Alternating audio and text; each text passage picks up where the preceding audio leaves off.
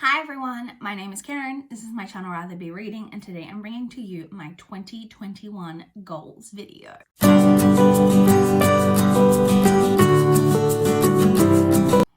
So 2020, what a year it was. I don't think I wrapped it up quite succinctly in my 2020 goal review video, but I believe of the 6 reading goals that I'd set for myself, I only achieved 3. So we only had a 50% success rate, which is honestly pretty low for me. So hopefully we can do better in 2021. I'm not going to lie, I'm going to be straight up front about this. Most of my goals, as in most years, just updates on goals that I've had in previous years. I know the goals that I like, I know the goals that work for me.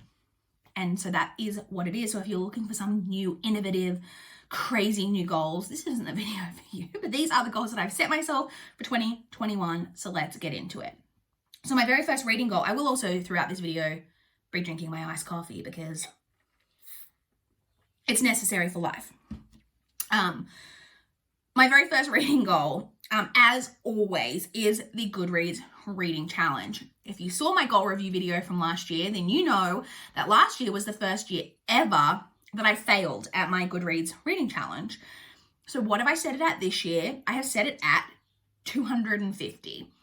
So that's the same number that I set it at last year that I didn't achieve, but I'm confident that I can achieve it this year. Last year had several reading slumps. Hopefully that is a thing of the past and is not going to be brought into the 2021 reading year.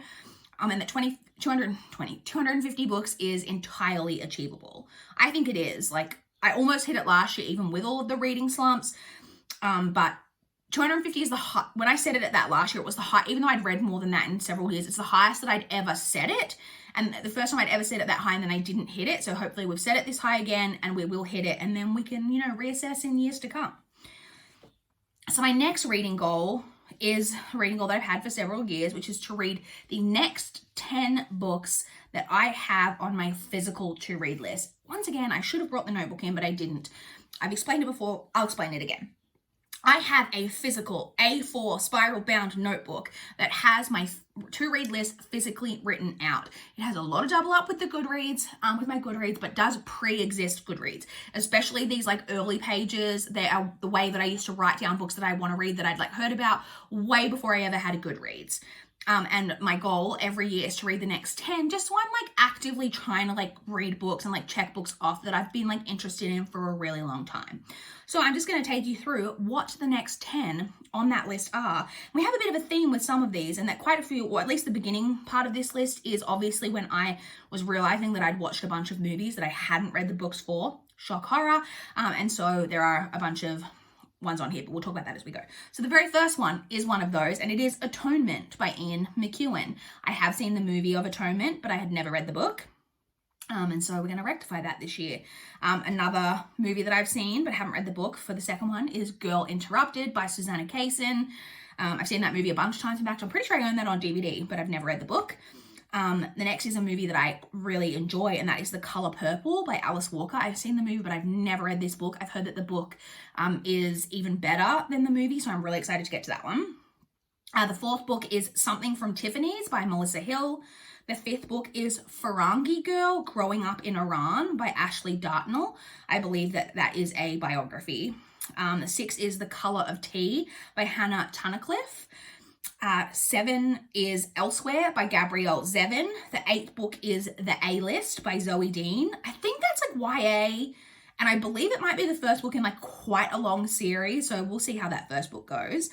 And then the 9th book is, now this book has several titles, so I had it noted down on my to read list as Until Thy Wrath Be Past by Asa Larson. And I was trying to figure out whether my library had these books, because it turns out that it is a series. It's a crime series, I believe, by, I think it's a Norwegian author, I think, or Swedish? No, I think it might be Swedish. I think it's a Swedish author, somewhere in that region. It's a series, and I think when the books have been translated in different countries, they've got different titles. So the title my library has for the first book in the series is actually The Savage Altar. And then the 10th book on the list is The Monsoon Bride by Michelle Ong Fin. So those are the 10 books that I'm going to be attempting to read throughout the year. Like I said, a couple of those I'm really excited about because they sound really interesting. I haven't actually looked up the synopsis of most of them, but some of them I can kind of tell from titles kind of what they might be about. And like I said, the first 3 are all movies that I've seen before, so I look forward to reading those books so I can rewatch some movies as well. Then, almost an extension of the second reading goal, my third reading goal each year is to read 10 of the first 20 books that I have marked as to read on Goodreads. So some of these are repeats from last year because they were on the books list of 20 last year, but I did read 11. So 9 of these are repeats, but some of them are new. So my goal is to just read any 10. I typically try to read the oldest ones, but there are some on here that I will not be reading, which I'll kind of talk about, that I'll let you know quickly what the first 20 books are that we kind of have to choose from this year. So we have Etiquette and Espionage by Gail Carriger. That one's been on the list for several years, and I've said I don't think I'll be reading that one, only because it is the first book in a spin-off series to the Parasol Protectorate series, and I don't own the Parasol Protectorate series, so I don't want to read the spin-off without having read the original, so it's unlikely that I'll get to that one. We then have My Last Kiss by Bethany Neal. Again, that's been on there for a couple of years, but I don't think I'll get to because my library does not have a copy of it, and it's really expensive to buy on like ebook or online, and so I probably won't get to that one. Similarly with Nightshade by Andrea Kremer. My library has Nightshade, but it has the third book in the trilogy, but for some reason my library does not have book 2, which is really, really annoying, and so I doubt that I'll get to that one. Moving on. There is also Amity and Sorrow by Peggy Riley, Cruel Beauty by Rosamund Hodge, True Colors by Melissa Pearl, Uninvited by Sophie Jordan, Disarm by June Gray, The Bishop's Wife by Matei Ivy Harrison, not sure if I'm pronouncing that correctly, Hollow Pike by Juno Dawson, Liars Inc. by Paula Stokes, The Silent Sister by Diane Chamberlain. Excited to see some Diane Chamberlain on here. Obviously, I'd heard about her and was really interested in her way before I eventually read anything by her, because this past year was the first time I've ever read any Diane Chamberlain.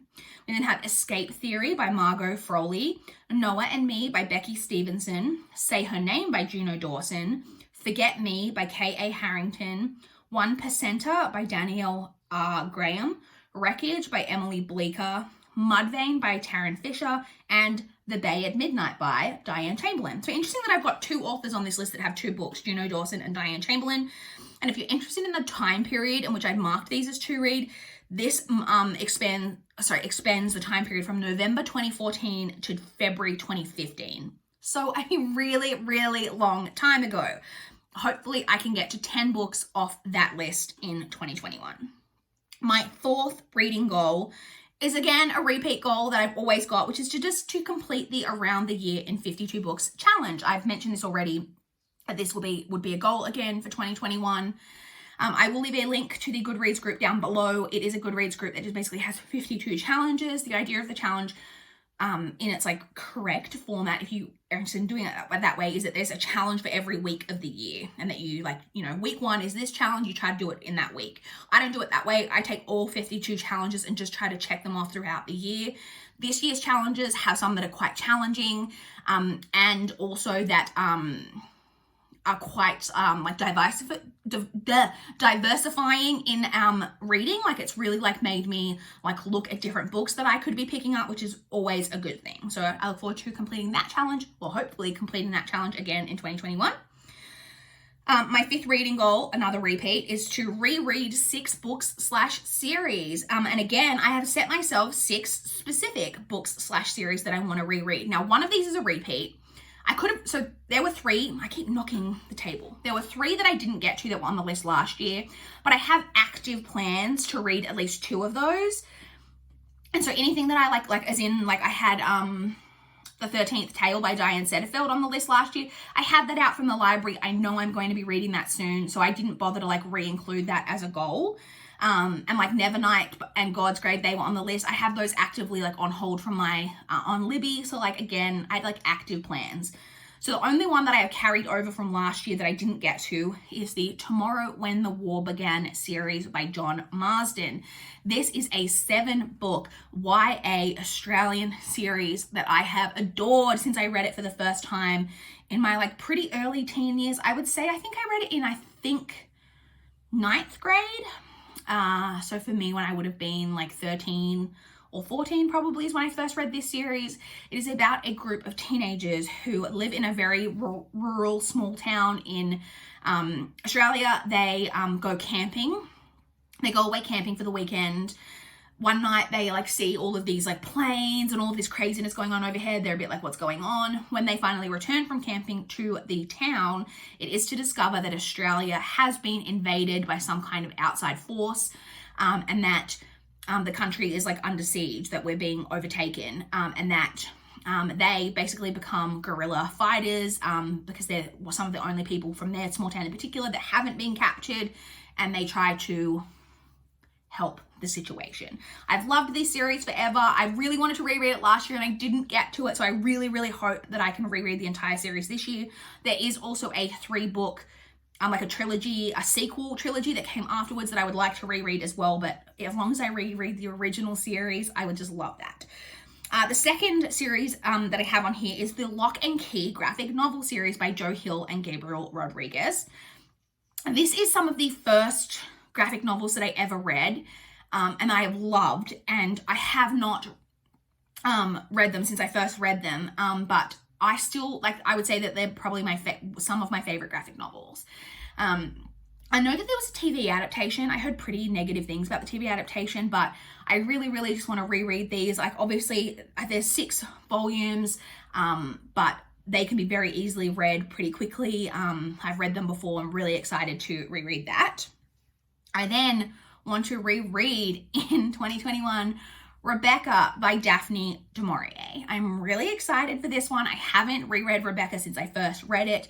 Rebecca by Daphne du Maurier is one of my favorite books of all time, and I'm pretty sure my library has an audiobook version of it. I'm going to look into it because I'm hoping it's like a quite well-produced version, and if it is, I think I will reread it on audio so I can like enjoy it in a new format, which I'm really excited about, but I'm really, really looking forward to rereading that one this year.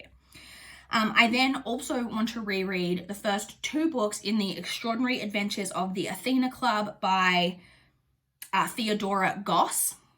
So these are books that are like historical fiction that follow the daughters basically of famous literary characters. So like we've got the daughters of like Dr. Jekyll, the daughter of Mr. Hyde,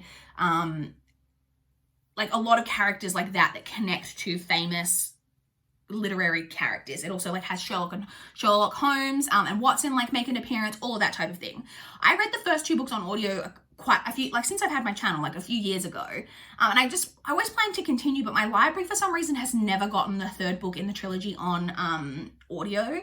But recently Riley from Riley Marie read this series and loved it, absolutely loved it. Well, I'm really behind on my channel at the point that I am where I'm watching videos. She's only read the first 2, but she's loved both of them.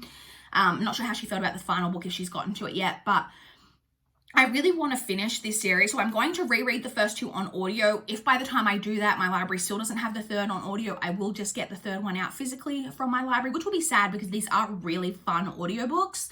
But I will do what I have to do in order to finish that series. That's the plan for that one.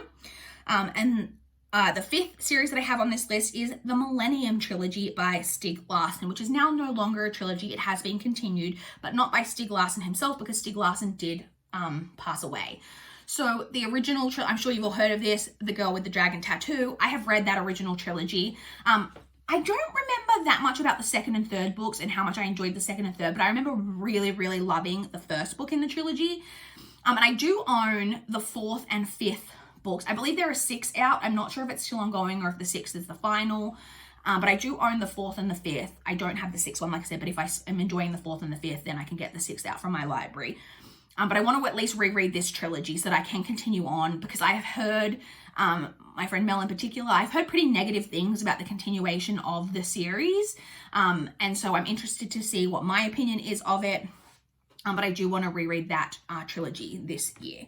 And then the final reread that I have, so I try to every year put 1 book on my list. So I have my bookshelves behind me, as you can see, and I have some books on my shelf that I have kept for a really, really long time, from like pre-Goodreads, pre-Booktube, all of that I have no recollection of reading really. And so each year I've been trying to include one of those on my reread list so that I can decide whether it's a book I want to continue to keep on my shelves or if I want to get rid of it. And I don't have too many left in terms of standalones, but one that I do have is Isabella Moon by Laura Benedict.